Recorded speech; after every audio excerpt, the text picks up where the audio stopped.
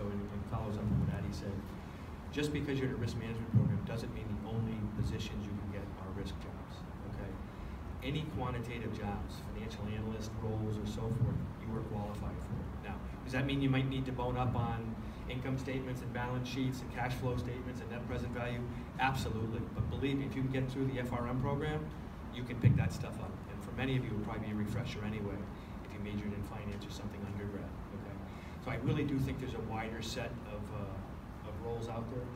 Consulting is also a very viable, path. We're getting more and more people getting interviews at consulting firms. Certainly the Big Four are getting a lot, but even interest from firms like McKinsey and so forth.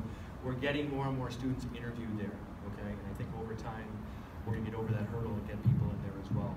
And I think there might be some stuff we can do to get people more ready for consulting interviews because they're a little bit of a separate beast in terms of case interviews and so forth, okay? So the best way I can do is start looking at entry-level jobs or internships, right? Put in risk analyst or financial analyst, just see what comes up and start getting familiar with the types of jobs that are open. I have one question, Joe. So I'm thinking for those who sort of have like an internship experience, will that qualify as 1 year of experience? Yeah, in some firms, okay,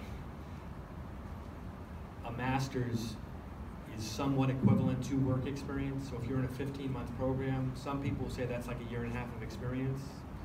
So I clearly think anything that says 3+ years, I wouldn't do. If it says less than 3 years, 1 or 2, I'd be inclined to go for it. It wouldn't be ridiculous at that point. But if education is really your experience, then it puts even more of a premium on what have you learned in your classes. Because if you haven't actually done it on the job or during an internship, they're gonna really wanna make sure you can nail the technical parts, okay? So I really think 0 to 2 years of experience are the jobs that I would really be targeting for those people without work experience. I think that's better. I wouldn't be going, as for 5 years or more than that, it makes no sense to go after that. But I really think the 0 to 2 years, I think makes sense. I've also, and I did mention, I think I mentioned to both of you, if not, you'll learn now. But anyway, I've also realized that although I'm certainly not an expert on Monte Carlo simulations and copula and regressions and that type of thing, that I've asked Shiva and Addie to work on kind of a list of technical questions that are pretty common during interviews. So maybe we can share that information at the appropriate time to help. Now, again, they're not going to fill in your whole academic curriculum, right? But to give you some type of sense, because they both have had interviews, and we've had obviously a lot of people getting jobs and so forth. It can be a collaborative effort, but maybe a list of technical questions to go along with a lot of the questions I've developed for you guys. Do you think that would be helpful?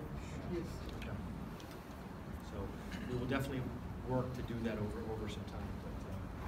But with Shiva graduating in December, it'll have to be sooner rather than later. Anyway.